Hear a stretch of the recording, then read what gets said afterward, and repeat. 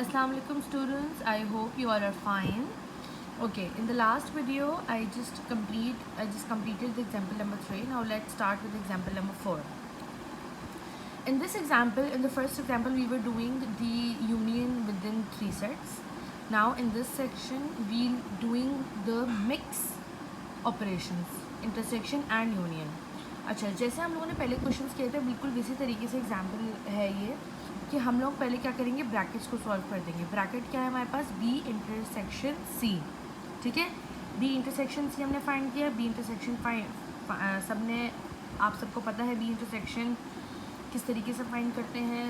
हम बहुत दफ़ा क्लास में प्रैक्टिस भी कर चुके हैं एंड वीडियो में भी हम सुन चुके हैं. जब हमारे पास बी इंटरसेक्शन सी मतलब हमारे पास ये ब्रैकेट सॉल्व हो जाएगा तो हम क्या करेंगे, इस ब्रैकेट को हम यूनियन कर देंगे सेट ए से. इस ब्रैकेट को जो हमारे पास आया था उसको हम यूनियन कर देंगे सेट ए से, तो हमारे पास आंसर ही आ जाएगा. Let's see the Venn diagram.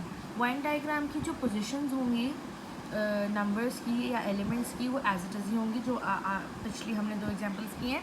Further इसमें सिर्फ शेडिंग किस तरीके से होगी, shading is very important. Okay, अच्छा एक और हमने पूरा शेड क्यों किया है, because A is having a union operation with both the sets. ठीक है, ए का यूनियन है, तभी आपको पता है कि यूनियन में हम पूरे सेट को कलर कर देते हैं, शेड कर देते हैं. That is the reason I have shaded whole A and B intersection C हो रहा है, बी इंटरसेक्शन सी, तो मैंने बी इंटरसेक्शन सी को कलर कर दिया. ठीक है, this is the shading. Let's see example number 5. Example number 5 में A intersection B union C. तो पहले हम क्या करेंगे, बी यूनियन सी करेंगे. बी यूनियन सी का हमारे पास आंसर क्या है, उसको हम इंटरसेक्ट कर देंगे ए से. ए से मैंने उसको इंटरसेक्ट कर दिया तो उसका कॉमन एलिमेंट क्या है, 2. सिर्फ 2 आया तो हमने उसको 2 को शेड कर दिया. Okay, and so on. Okay, this is example number 6. Example number 6 में हमारे पास 3 ही सेट है लेकिन हमने इनको अलग अलग करा हुआ. मतलब पहले हम ए इंटरसेक्शन बी निकालेंगे, A intersection B, then A intersection C, A intersection C. इन दोनों के जो आंसर्स आ जाएंगे उसको हम क्या कर देंगे, यूनियन. उसको हमने यूनियन कर दिया. 2 आंसर आया, हमने 2 शेड कर दिया. Same goes with example number 7. Let's come on the properties of sets.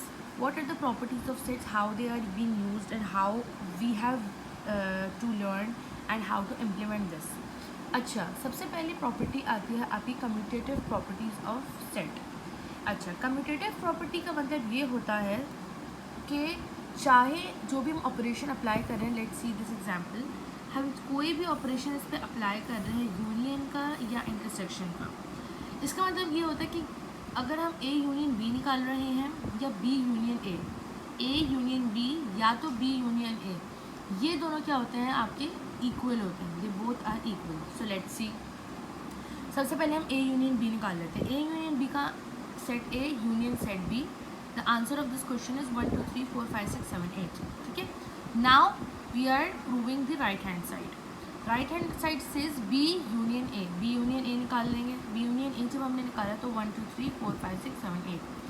Hence prove that both these sides are equal. This is called your commutative property of union, क्योंकि हमने इनके बीच में यूनियन किया है. Same goes with the intersection. अगर हम intersection कर रहे हैं तो हम यहाँ पे क्या लिख देंगे, A intersection B is equals to B intersection A. इन दोनों के आंसर्स भी आपके सेम आएंगे. One more thing which you all need to understand that in commutative property we use 2 sets. ठीक है, हम 2 सेट्स यूज़ करते हैं जब हम कम्यूटेटिव प्रॉपर्टी पढ़ रहे होते हैं. And these are the Venn diagrams. हमने पहले भी बहुत पढ़ा है, we have also learn in grade 7 कि हम लोग 2 सेट का वेन डायग्राम किस तरीके से बनाते हैं. क्योंकि इन दोनों सेट्स में कुछ कॉमन नहीं था तो we have left this place empty. Okay, now let's come on the example. अच्छा, एग्जाम्पल में this is the example for intersection. ठीक है, इसमें भी हम वही करेंगे, राइट हैंड साइड और लेफ्ट हैंड साइड को हम प्रूव करेंगे. ए इंटरसेक्शन बी निकाला, फिर बी इंटरसेक्शन ए, दोनों के आंसर सेम आ रहे हैं. Let's come on the second property which is associative property. अच्छा, एसोसिएटिव प्रॉपर्टी में हम 3 सेट्स के साथ काम कर रहे होते हैं. ठीक है, we are working with the 3 sets. And how it works like that कि आपको ए यूनियन करना है ब्रैकेट बी यूनियन सी के साथ। ये किसके इक्वल होना चाहिए? A union B union C. मैंने सिर्फ क्या किया है, मैंने यहाँ पे सिर्फ आपके जो सेट ए बी सी थी उनकी पोजीशंस को मैंने अलग अलग कर दिया, that's it. Now let's solve first this and then will prove कि ये इसकी इक्वल है या नहीं है। Let's see the example. Our example have a set A, set B and set C. Associative property हमें क्या कहती है कि हमें 3 सेट के साथ यूनियन करना है, या हम जो भी ऑपरेशन अप्लाई कर रहे हैं हमें वो करना है। सबसे पहले we are talking about union. हमें पता है, मैं बहुत दफ़ा बता चुकी हूँ कि सबसे पहले हम लोग ब्रैकेट सॉल्व करेंगे, ठीक है, ब्रैकेट सॉल्व करेंगे। ब्रैकेट को जब हम सॉल्व करेंगे which is B union C, okay, B union C करा हम लोगों ने, उसको हमें किसके साथ यूनियन करना है? ए के साथ, ये हम सब ने कर लिया। Then comes the right hand side, A union B कर लिया, उसको यूनियन कर दिया सी के साथ। So you can see that both the answers are equal. तो इसका मतलब क्या हुआ? Thus associative property of union of sets, क्योंकि अभी हम इसके बीच में यूनियन कर रहे हैं, तो union of set that is, ये जो आपका पूरा लिखा हुआ है, इज प्रूव्ड, ठीक है, ओके। यूनियन है तो आपको पता है कि हम लोग चाहे 2 सेट्स में कर रहे हों यूनियन या 3 सेट्स में कर रहे हों, हम लोग क्या करते हैं? पूरा शेड करते हैं। लेट्स सी कि इन्होंने जो है वेन डायग्राम कैसे बनाया है। मैं एक आप लोग को एक्सप्लेन कर दूँ। अच्छा, सबसे पहले हमें set A, set B, set C, हमें पता है, मैंने क्लास में बहुत बार बताया हुआ है कि सबसे पहले सब कुछ करने से पहले हमें सिर्फ वो एलिमेंट देखना होता है जो तीनों में कॉमन हो। तीनों में कौन सा एलिमेंट कॉमन है? जी। जी इज़ द एलिमेंट जो तीनों में है। तो जो तीनों में हमें एलिमेंट जितने भी कॉमन है वो हम इधर लिख देते हैं। देन वी विल सी कि ए और बी में कुछ कॉमन नहीं है, ए और सी में भी कुछ कॉमन नहीं है, लेकिन बी और सी में एच कॉमन है, तो हमने एच यहाँ पे लिख दिया। फिर बाकी के जो एलिमेंट्स ए के बच गए हैं, सेट ए के बच गए वो ए भी लिख दिए, जो बी में बच गए वो बी में लिख दिए, और जो सी में बच गए वो सी में लिख दिए, ठीक है। Same goes with this one and this one and this one, ठीक है। इसी तरीके से जैसे हमने यूनियन पढ़ा है एसोसिएटिव प्रॉपर्टी में, हम लोग यहाँ पे इंटरसेक्शन भी पढ़ेंगे, ठीक है। इंटरसेक्शन ये रहा, ए 3 सेट्स का इंटरसेक्शन कैसे होता है? इस तरीके से होता है, A intersection B intersection C, A intersection B intersection C. First we will do B intersection C. B intersection C हमने ये कर लिया, उसको हमें किसके साथ इंटरसेक्ट दोबारा करना है? ए के साथ। Same goes with the right hand side, A intersection B, A intersection B.